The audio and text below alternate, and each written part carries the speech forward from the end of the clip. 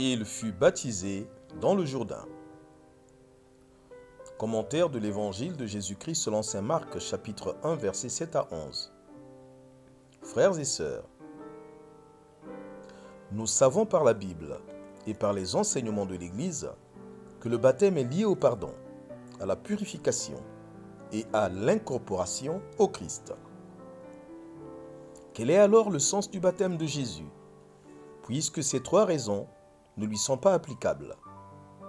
En effet, il n'a pas besoin d'être pardonné pour des péchés qu'il n'a pas commis. Il n'a pas besoin de purification pour le péché originel. En plus, parler d'incorporation serait simplement un non-sens, car il est la tête du corps, tête de l'Église, Fils de Dieu.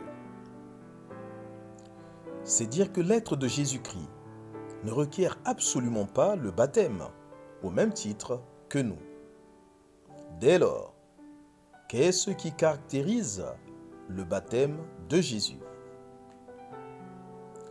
4 symboliques ou indices nous instruisent. Premièrement, la sortie des eaux du Jourdain. La sortie des eaux du Jourdain est une allusion à la traversée de la mer Rouge. Jésus est le nouveau Moïse qui, par son baptême, évoque un nouveau passage libérateur de la mer Rouge et préfigure sa Pâque, son passage de la mort à la résurrection.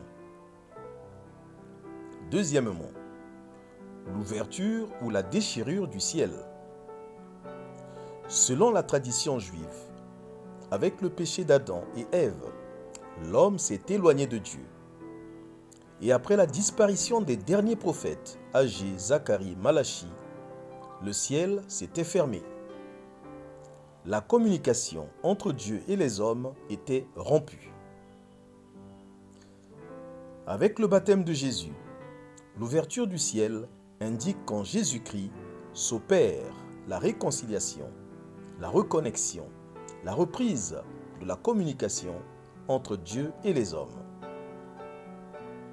Troisièmement, la descente de l'Esprit Saint.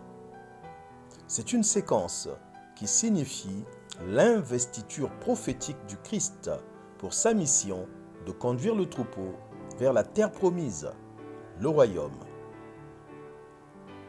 Quatrièmement, la voix qui se fait entendre.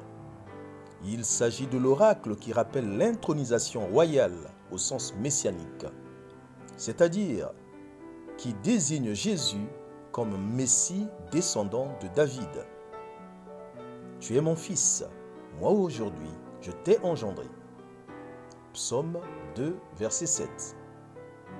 C'est dire qu'après sa mission discrète à Nazareth, par son baptême, le Christ commence sa mission publique. Quelle résolution? Prendre conscience que par le baptême, je deviens fils, fille, adoptive de Dieu et membre du corps du Christ. Ce même corps qui a été baptisé dans les eaux du Jourdain par Jean-Baptiste. Notre prière.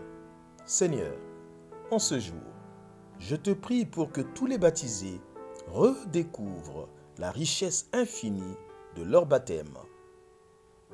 Quelles conséquences? Le baptême est aussi un signal de départ, un coup d'envoi en mission. Pluie de bénédictions, tout pour la gloire de Dieu.